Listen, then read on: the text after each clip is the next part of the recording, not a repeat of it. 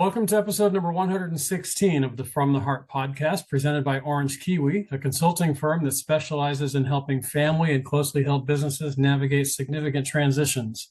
I'm excited about our guest today.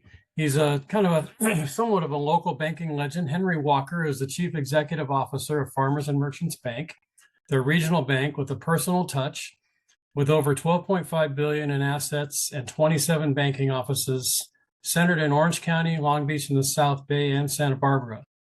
F&M is independently rated as one of the safest banks in California and in the nation. Henry also is an executive officer of Queen City Investments, a multifaceted holding company that owns F&M Trust Company. He also is involved in ownership of 50,000-acre working cattle ranch and other Southern California commercial and retail investment properties as well. Throughout his tenure at the bank, he's been active in various organizations and currently participates on the boards of Big Brothers Big Sisters of Orange County, the Orange County Bar Foundation, and where he and I served together, the Orange County's Pacific Symphony, as well as YMCA, Greater Long Beach, and others. So Henry, welcome. It's good to finally get a chance to sit down. We've passed each other in the halls, seen each other at events, but it's nice to get this time together. How are you doing today? Doing great, Ed. I appreciate the opportunity to get together and have a conversation and share some stories and tell you a little bit more about my life and Farmers and Merchants Bank. Well, I'm excited to get this time. As I mentioned, Henry's Farmers and Merchants Bank was recently honored as one of the Family Businesses of the Year by the Cal State Fullerton Center for Family Business. I'm proud that I had a little bit of a role in launching that event about 10 years ago, and it's great to see fantastic family-owned businesses like Farmers and Merchants and the Walker family. I know you don't do it for the recognition, obviously. I know you're a tremendously deep man of faith and that drives what you do, but the accolades are certainly nice for your people to see and for your clients to just feel even better than they already do about working with you. So I'd like to kind of start there with your faith. I know faith drives all that you do. Can you talk about how faith really dictates what you do in your role as a CEO? Well, I think, when we talk about by faith or the faith that we try and espouse within the bank, I'm a fifth generation Californian, fourth generation banker. But the faith that we enjoy really had its genesis back from my great grandmother and her parents when they came to California in about 1885. And because of that strong faith and their discipline and how they raised not only their three children, but then their 11 grandchildren, it continues to go now fourth and fifth generations. And I would say in some cases, sixth generations, our faith continues to be deeply rooted in the Walker family. And it's a Christian faith. Right. Well, my parents started out as Methodists, which was kind of an evangelical movement in the early 1900s.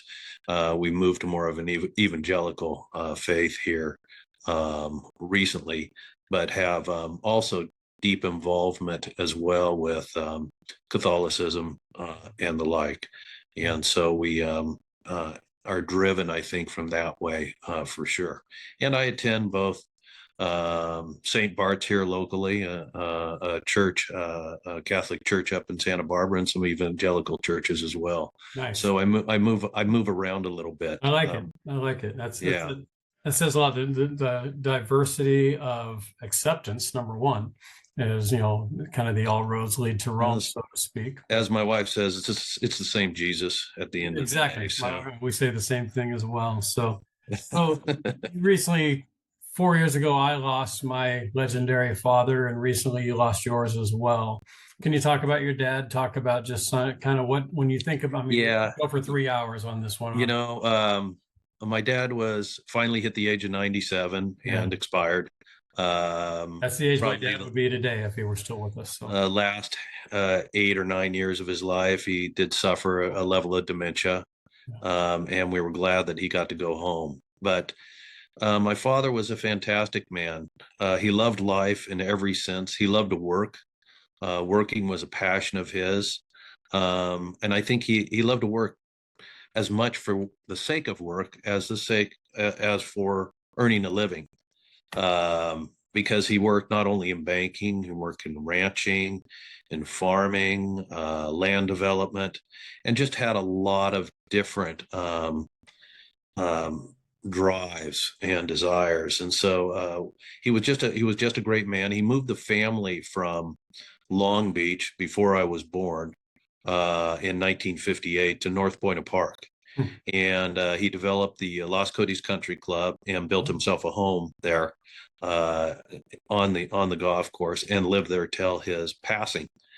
But he built the family there, and I've now moved back to Long Beach with my wife Erin, and but that was where he lived, and he'd come home every night and full of energy because he'd work. In those days we didn't have cell phones, Right. so at 5 o'clock the bank stores would be locked and the employees would go home, but he would sit at his roll top desk that his grandfather sat at and call the customers because the business owners now had time to work on their business as well, and they were always available after between 5 to 6:30.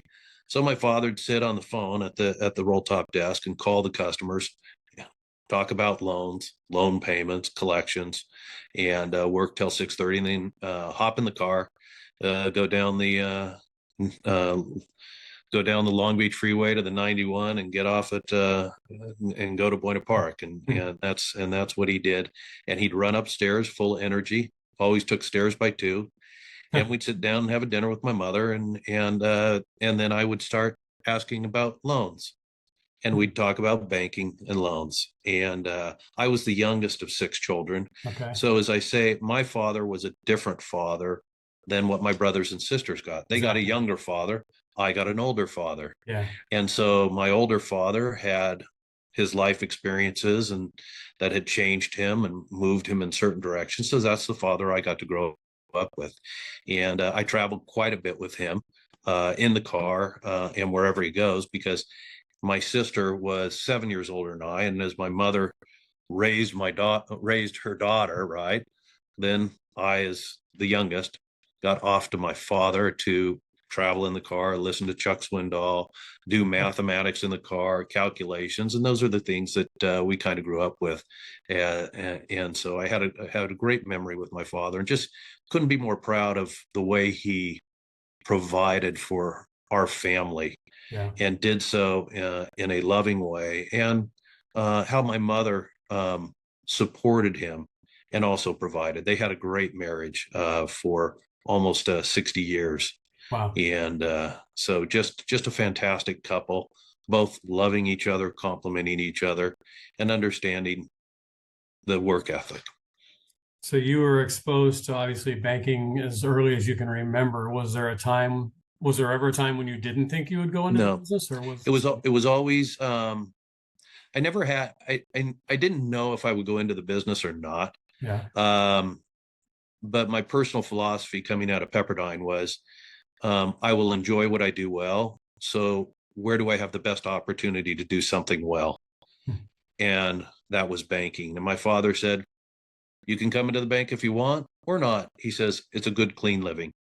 And being a guy that had run cattle and done farming and done construction and a lot of different jobs, he appreciated putting on a suit every day and going into a bank.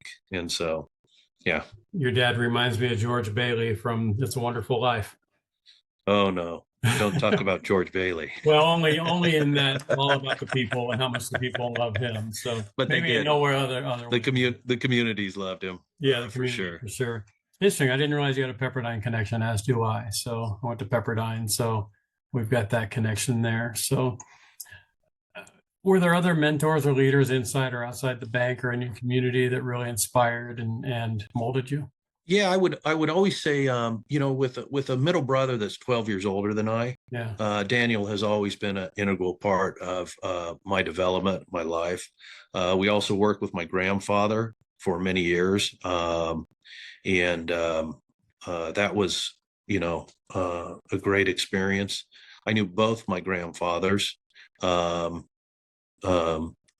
One was born in 1890 and one was born in 1899, and I knew both well. And of course, they had influence on my lives. And then I would say, you know, in about 2008, I joined the YPO, Young Presidents Organization, and that also has had an enormous influence on my professional life for sure. Yeah. And so very much enjoyed that. So talk about Henry Walker as a teenager growing up, activities, what kinds of things did you get involved with? You know, as I grew up and went to Sunny Hills High School in North Buena Park. Actually, that's a Fullerton school district. We were I just went on to the board. Fullerton High School, so we were rivals. Yeah, and um, enjoyed my time at Sunny Hills. I was a pretty good student, but enjoyed construction, mechanics, and my dad made me take up a sport, so I wrestled for 4 years. Nice. And I wouldn't have done it otherwise. And that was probably one of the best things that I ever did in high school was wrestle. It taught enormous discipline and really tested the mind. I'll give a shout out to Fergus McTaggart, who was our coach and still living in Fullerton. What a great guy. Yeah, excellent.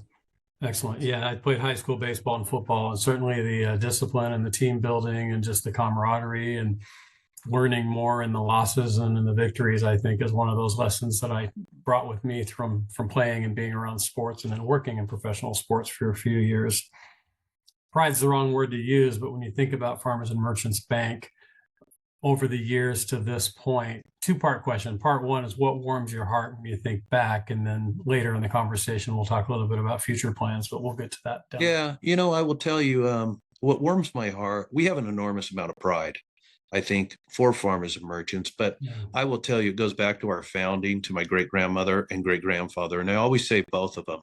A lot of times my great-grandfather only gets the notoriety, but for sure it was as much she as it was him. And they had a really tight marriage, and the business was always about both of them. But she brought the value structure. He was orphaned completely. His mother died as a child. He never met his father, orphaned at about 16, 17. So he never had an intact family. But she's the one who had the intact family, and she's the one who had the faith. And he came into that and developed it from there. But, you know, there was a time that we could say there wasn't a church in Long Beach that we hadn't had a hand in financing. We brought the YMCA to Long Beach, the YWCA, and we gave enormously to all these charities throughout Southern California for years and years. And while, you know, each year you could look at the dollar amounts and say, well, maybe that's not a lot, or that's a little, but collectively it is an enormous amount of money. Sure. And that's the Lord's blessing on our organization. And the Lord has blessed us with a culture in this organization that keeps us connected, keeps us communicating, keeps us respectful. And we tie that into everything we do here at Farmers and Merchants. It is a critical part of our internal culture. We mention it within our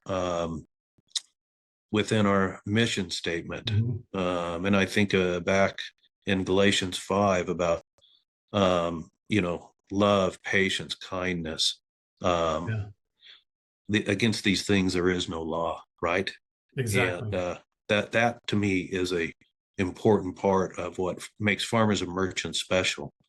And my brother Daniel and I, Kevin Tiber, and the rest of the executive team, we recognize the importance of maintaining those values and that structure.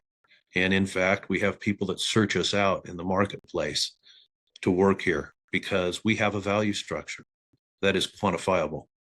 Yeah, I like that. I've actually had some meetings with some of your team members recently and in the past, and that is one of the things that comes up a lot, is that just like children might not say they like discipline, they really do, because it gives them some guide rails. I think that people really like working in an organization where they know what the organization stands for. And it's very clear. I've been in that office that's in your background I've been in several of your branches over the last 20 years, most notably recently, and that feel within the walls, and not just the physical walls, but also in talking with the people, it's very easy to sense that those values are important and lived by the individuals on your team. So kudos for that you've created structure or continue to steward the structure that was created before you quite well. So it's good to see that those values are intact. And I'm sure I was going to ask about that. I'm sure your clients find you just as much as you go out and find them. They find you because of those shared values.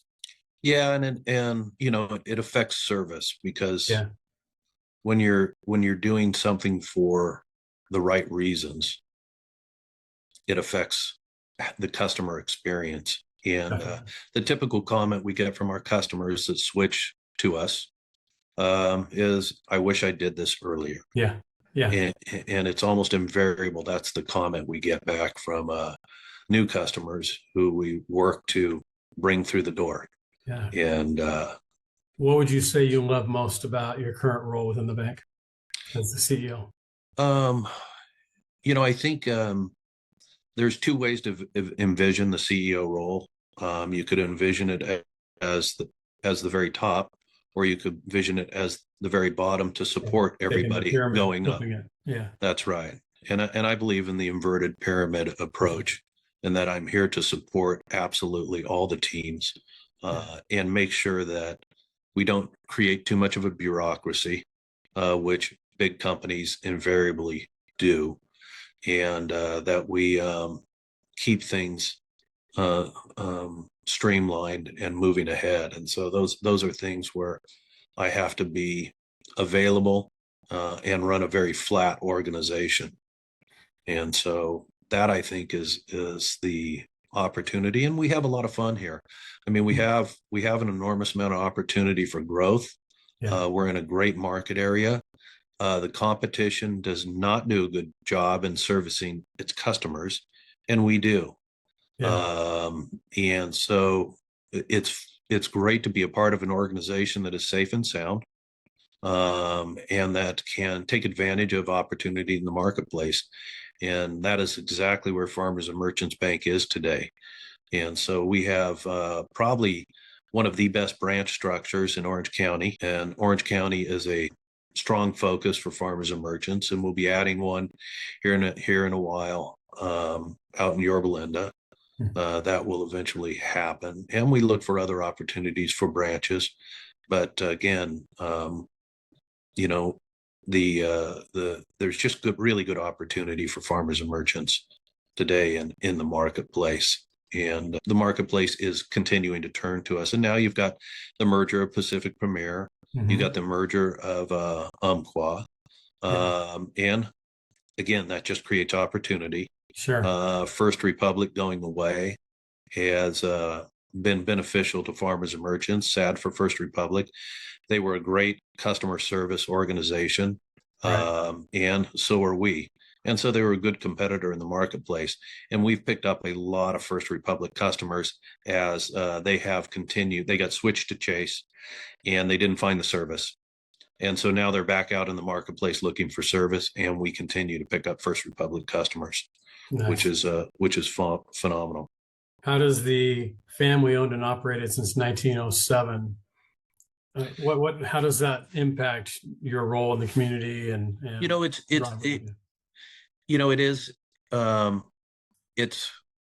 is our ownership structure, for sure. But what it allows us to do, we don't run quarter to quarter. Right. We can look out long term and do strategic planning long term versus worrying about what are we going to do this quarter? Where are we at?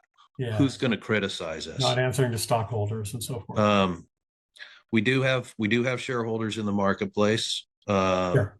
You don't go 118 years without getting some outside interest, but absolutely. But overall, we have that ability to think long term, and it's a real benefit for the executive team, and how we put together our strategies, our marketing, our customer acquisition decisions we make.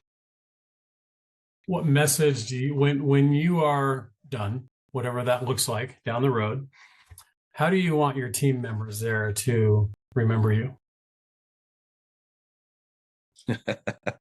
I- so there's an old joke from Will Rogers. I read it in a card once, and it goes like this. Um, I hope they say when I'm gone, what's his name was a real swell guy. I like that. Good You enough. know, That's not a bad tombstone right there. you know, Yeah. and that I that that that they grew in the process, that they enjoyed their work, and as we say our prayers before our management meeting, that Mhm. we do some good, not only for the employees that we're allowed to manage, but also for the communities that we're allowed to serve. Yeah. And I think that's a critical component of farmers and merchants. Yeah, I like that. Now, speaking of serving, I've mentioned in your bio, and I know this about you before, is that, some of the areas where you serve, Big Brothers Big Sisters, YMCA, the Pacific Symphony. Can you talk a little bit about personally how you choose where you choose? Because I'm sure you get asked to serve on a lot of boards. I do as well, but I'm sure you get asked quite a bit more often. How do you You know, choose where you serve? you know, it's kind of it's kind of morphed, and nowadays, obviously, I've shut down any additional activities Sure. with my role here as a CEO. I started with the symphonies in Long Beach with the Long Beach Symphony, and it is a really interesting thing to be involved with symphonies because I'm a banker, I'm in the math world, I'm in investments, and they're in the art world. And they Right. think like artists and they think differently. And it's a curious thing to be involved with that mindset and how they go about their day and how they make their decisions. And so I do enjoy that. And then from the Long Beach Symphony, I got introduced to the Pacific Symphony. Mhm. And we've since then become a pretty major sponsor of the Family Musical Mornings, which has been really great way for us to give back. I think, goodness, we might be close to 20 years on the Mhm. Family Musical Mornings. Nice. We took it over after it used to be Mervin's Musical Mornings originally. So we got Farmers and Merchants Family Musical Mornings, and we took it and we've stayed with it. And it's been great because we get not only the children to come to the concerts, but we get parents and grandparents. It hits a broad spectrum. And Sure. it's a great brand to be associated with, as the Pacific Symphony is most certainly one of the premier symphonies, not only in California but nationally recognized. And Mhm. so that's been great. Big Brothers Big Sisters has always done such a phenomenal job in mentoring, and we in Orange County have, I like to say, the number one Big Brothers Big Sisters in the nation. Now Texas will claim it's a little bit bigger, but they use the whole state of Texas, Yeah, and everything's we bigger in use Texas, and right? we use Yeah. Orange County and the Inland Yeah, Empire. So I'm just going to go that we're the best in the nation. absolutely. And I stand by that too. what great leadership we have in Sloan and the Yeah. team there. And I've been associated with them for now 20 years, but what a great mentoring program, and how that changes lives. So many of our graduates, they're the first to graduate high school. They're the first in their family to graduate college. It is Yeah. fantastic. So great Big Brothers, Big Sisters. And of course, the YMCA, um, my great grandfather brought the YMCA to Long Beach, Mm. founded it, helped put It's it been in on your the map blood for here. a long time. And we have one of the best Ys in the country under Alfredo Velasco's leadership. And he just does a great job in leading the Y. Just finished our Good Friday breakfast where we had 1,000 people attending the convention center in Long Beach. Mm. And it is a phenomenal event. So those organizations are, touch on a little bit what we do. And of Yeah. course, the Orange County Bar Association is another mentoring organization, which is just continues to provide back to our communities in Orange County. So many banks. You mentioned some earlier. I think I know how you're gonna answer this, but I'd love to hear your feedback, having worked a little bit in banking in my career as well. Expansion, acquisition, mergers, Yeah. growing into other geographies. You guys have been very intentional about staying right here Mhm. in Southern California. Talk about that decision. Why not the Bay Area? Why not going east or things of that nature? You know, I think when we look at LA Orange County, it is potentially the 13th largest economy in the nation. I don't need to be outside of LA and Orange County. Okay. What I need to do is I need to focus on our people and continue to grow our teams and develop our teams of people to better serve the communities that we're in. When I get 10% of Orange County, that in and of itself is $20 billion. Right. And it is there for the taking as a $220 billion economy. Or a deposit base in Orange County, right? And we haven't even touched LA County, right? Yeah. Furthermore, with the density of population, there's such diversity, both economically, financially, socio-economic diversity, that I think that, again, we can continue to build within that area as well. And then I'm still within a driving distance. And, candidly, we know LA Orange County really, really well. We know the Inland Empire. These are the communities we serve, and we know them well. Northern California is a different community. It's a different value structure. They go about it differently, and I don't know that marketplace. Right. But to run a safe, part of what our mandate here at Farmers Merchants is to run the safest bank in California, if not the nation. I do that by knowing my marketplace. And if I go to a different marketplace, goodness, I could get in trouble. I'm a stranger there. Yeah. And even within Los Angeles, I think there's 5 or 6 different communities. You got the 2 valleys, you got Pasadena, you've got the West LA, you got Beverly Hills. I mean, they're all different markets, right? And subcultures of this greater Los Angeles region. And so even getting your hands around that, City National Bank had a great reach within the LA market. And now effectively with RBC taking them over, they have some struggles. Yeah, that's for sure. Yeah. And we see that in the marketplace. We see it in the marketplace as customers are coming to us for service. Yeah. No, I like that. I mean, the market's plenty big here in Orange County, as you say, and the opportunity is here. I think back to your dad. I have this visual of picturing your dad sitting there at his roll top desk making phone calls. And these aren't just people he's talking on the phone. He knows these people. They've come in, he has face to face, he's shaking hands probably with every one of them. And you can't do that if you reach too far. It's true. And, it brings up how we run our branch system, because at every branch, we still have lenders and branch managers. And we have people, not glorified teller managers. No, these are managers that understand operations and lending and can make decisions for the best of the customer right there and know their customer base. Nobody does it that way anymore. We do, because it works. Yeah. So a couple weeks ago, I was there in that office where you're on Newport. The chairs that are over your left shoulder, for those that are watching, there was a couple sitting there, and Kirk Van Atta, who I was there to see. Kirk was talking to them, and they were like chatting it up, and it was a real friendly conversation. I made a little mental note about, wow, they must have known each other forever. Yeah.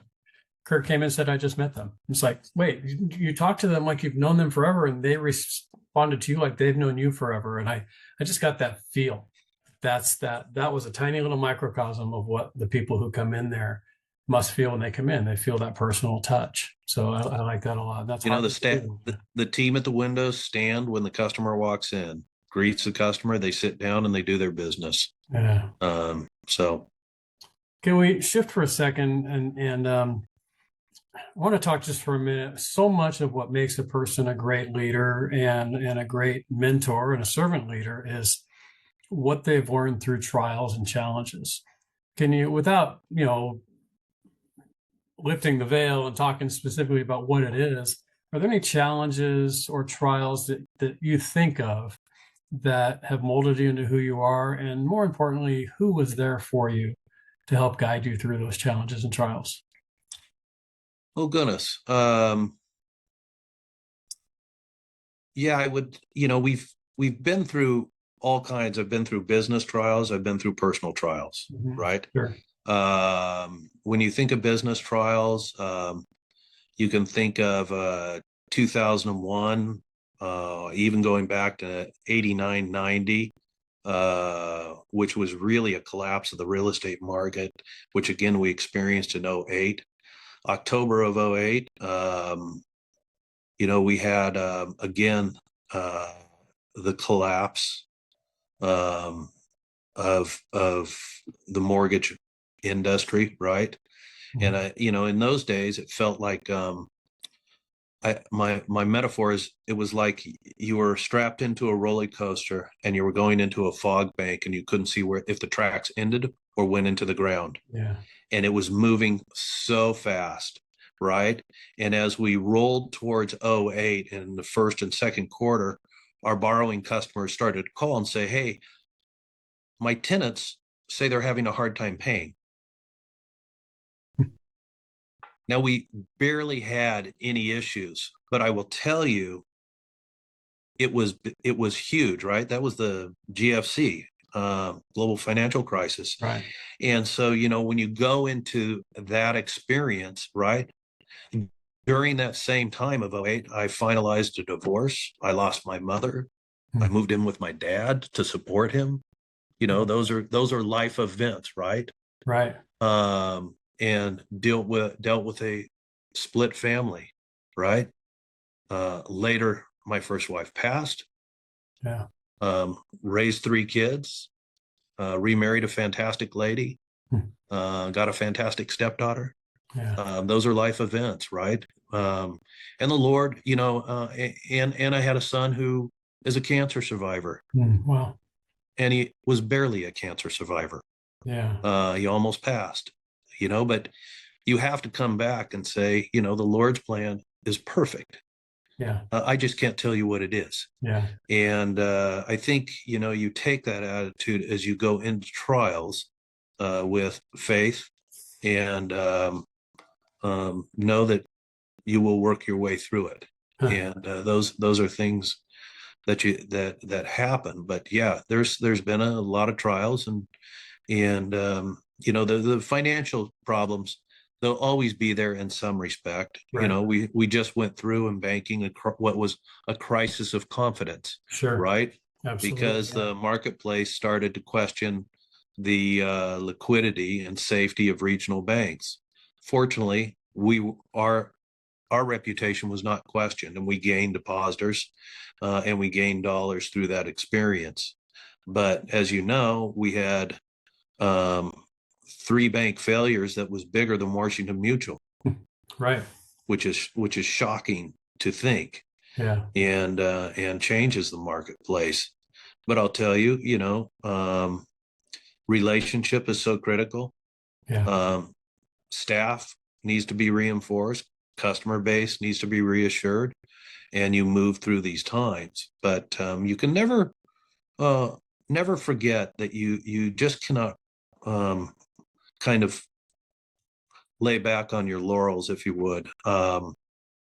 You always have to be selling yourself, always selling your safety, and never allowing your safety to be compromised. And again, that's where we find ourselves today with a fantastic loan portfolio and fantastic capital, best in class. And again, we continue to pound ahead. So one of the things I love about sports, I'm a big baseball guy, but I love that no matter how I did yesterday, I come back tomorrow and it's still 0-0 when the game starts.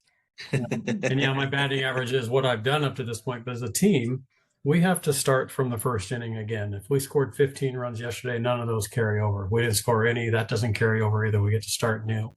It's just one of those analogies to life that I love, and one of the reasons why I love sports. Many other things as well. What's your vision for the future of the bank? We will continue to grow our executive teams and succession planning for the next generation. Yeah. We will continue to grow organically in our marketplaces.